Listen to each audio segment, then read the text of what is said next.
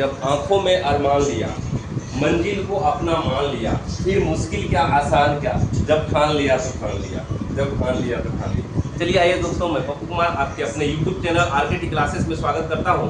और पिछला सेशन में हमने क्लास 10 का लाइव चैप्टर से फिजिक्स में हमने देखा था क्या, मिरर फॉर्मूला सीखा था, मैग्निफिकेशन देखा था और साइन कन्वेंशन भी देखा था।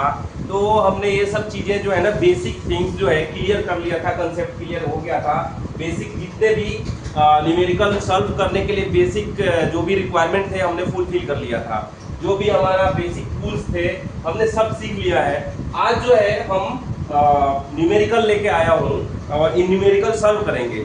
और पिछला जो भी बेसिक टूल्स देखे थे हमने, उन सब का यहाँ पे हम अप्लाई करेंगे। तो चलिए देखते हैं। सबसे पहले यहाँ पे क्या लिखा हुआ है, एक क्वेश्चन दिया हुआ है। क्वेश्चन को पढ़ना है, एक स्टेप बाय स्टेप पढ़ना है और स्टेप बाय स्टेप इसके साथ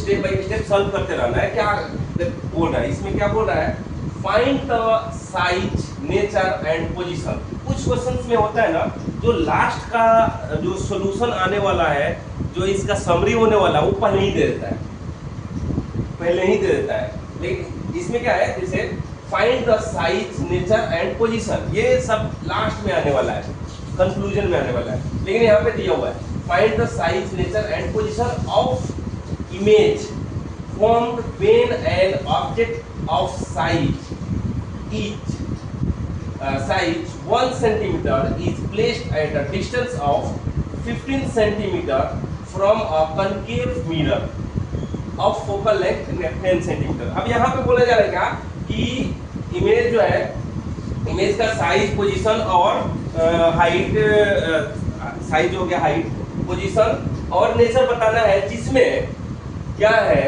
एक ऑब्जेक्ट है जिसका साइज जो है 1 सेंटीमीटर मींस हाइट जो है 1 सेंटीमीटर, और ये जो है कितने मीटर के डिस्टेंस पे फ्रॉम प्रिंसिपल पोल से और मिरर से कितने मीटर के डिस्टेंस पे है, कितने सेंटीमीटर का, 15 सेंटीमीटर के डिस्टेंस पे उसको प्लेस किया गया है, ऑब्जेक्ट को रखा गया है।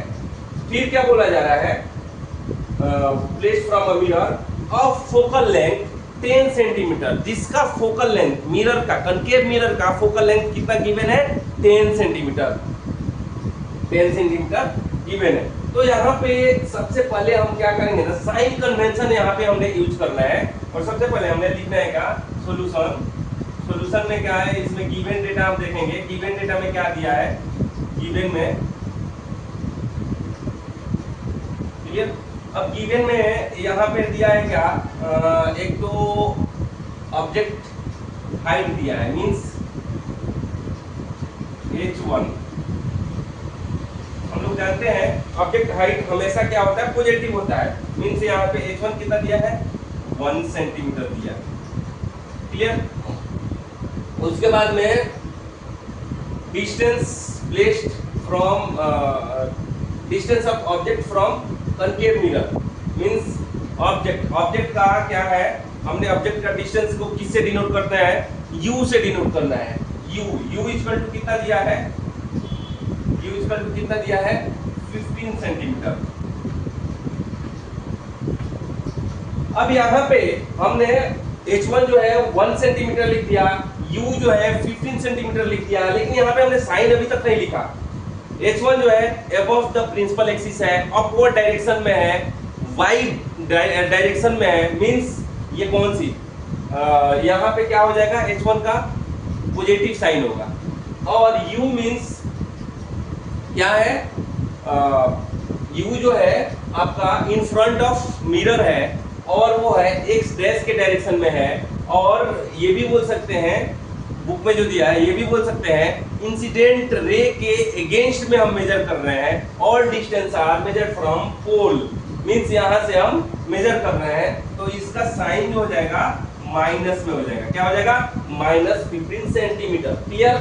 और इसका focal length means small f से डिनोट करते हैं, इसका कितना दिया है, 10 सेंटीमीटर, मींस ये भी जो है आपका 10 सेंटीमीटर क्या हो जाएगा, 10 सेंटीमीटर भी फोकल लेंथ में यहाँ भी निगेटिव साइन होगा। निगेटिव साइन क्यों होगा, क्योंकि ये भी जो है अगेंस्ट कनकेव मिरर, अगेंस्ट में हम अगेंस्ट इंसिडेंट रे में हम मेजर कर रहे हैं, तो यहाँ पे क्या हो जाएगा, ये भी माइनस साइन हो जाएगा, समझे। चलिए अब यहाँ पे फोकल लेंथ जो दिया है 10 सेंटीमीटर दिया है, तो इसको हम माइनस में कंसीडर करेंगे क्योंकि ये अगेंस्ट द इंसिडेंट रे है, अगेंस्ट इंसिडेंट रे हम मेजर कर रहे हैं। अब यहाँ पे हमारे को फाइंड आउट क्या क्या करने हैं, एक तो करने हैं v इक्वल टू 1 एंड दूसरा क्या है h2 हमारे को फाइंड करने हैं, h2 हमारे को फाइंड करने हैं, तभी हम इसका नेचर, साइज एंड दूसरा क्या है पोजीशन हम डिफाइन कर सकते हैं। तो सबसे पहले हम जानते हैं क्या, वी नो दैट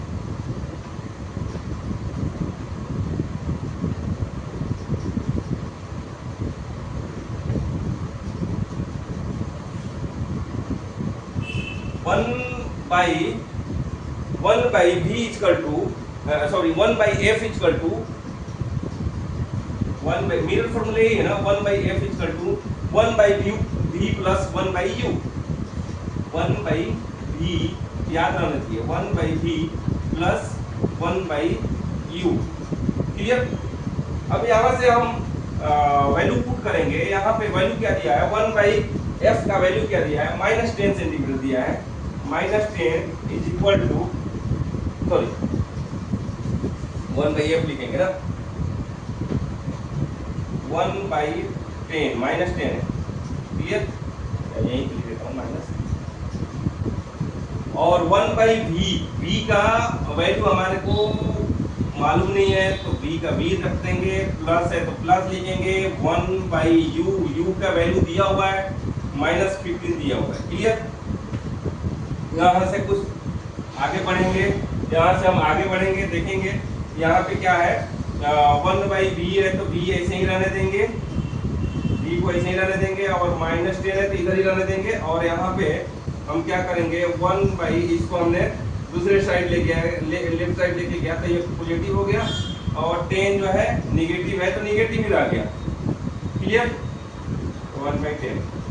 अब यहाँ से 1 बाई v हो गया, clear, 1 by v equal to, यहाँ पे क्या हो जाएगा इसका एलसीएम। अब ये तो एलसीएम, ये एचसीएफ ये बहुत पहले पढ़े थे, हमने सदियों पहले पढ़ा था हमने, इसका हो जाएगा 30, कितना 15 और 10 का कितना हो जाएगा, 30 हो जाएगा, ये हो जाएगा 2 हो जाएगा, और ये 3 हो जाएगा, ये -3 हो गया। अब यहाँ से हम लिख सकते हैं क्या, 1 by v equal to, 1 by v equal to -1 by, sorry -1 by 30, यही होगा ना।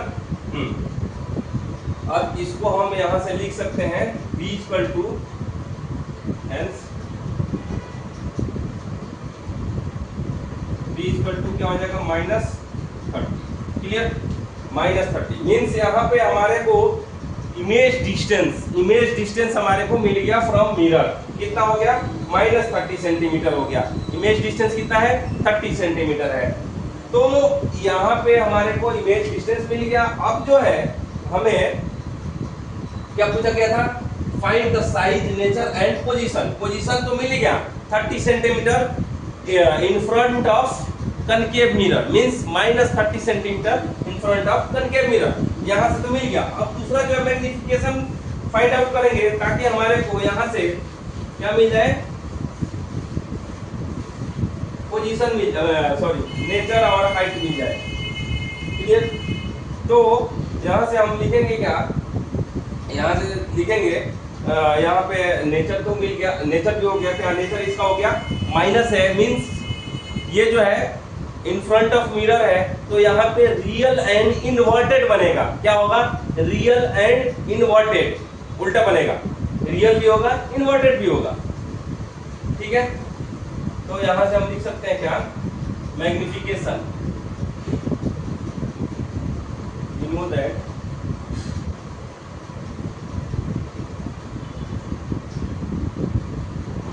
मैग्निफिकेशन m इक्वल टू क्या, हम लोग क्या जानते थे, h2 divided by h1, clear, h2 divided by h1, and दूसरा एक और जानते थे क्या हम लोग, एक और जानते थे m इक्वल टू क्या होता है, v बाई u, क्या है माइनस v बाई u। तो हमने अभी h1 का वैल्यू हमारे पास है, h2 का वैल्यू हमारे को फाइंड आउट करना है, लेकिन हम मैग्नीफिकेशन यहाँ से हम निकाल सकते हैं। m इक्वल टू क्या हो जाएगा, m इक्वल टू इस फॉर्मूला पे अगर पुट करें हम तो ये माइनस तो है तो माइनस रहेगा, v का वैल्यू कितना है -30 है, और u का वैल्यू कितना है -15 है, कितना है -15 है, माइनस माइनस कैंसिल हो गया और एक माइनस रह गया। यहाँ पे क्या हो जाएगा, मैग्नीफिकेशन क्या हो जाएगा, मैग्नीफिकेशन हो जाएगा -2, क्या हो जाएगा -2 मींस यहाँ पे मैग्नीफिकेशन हो गया -2।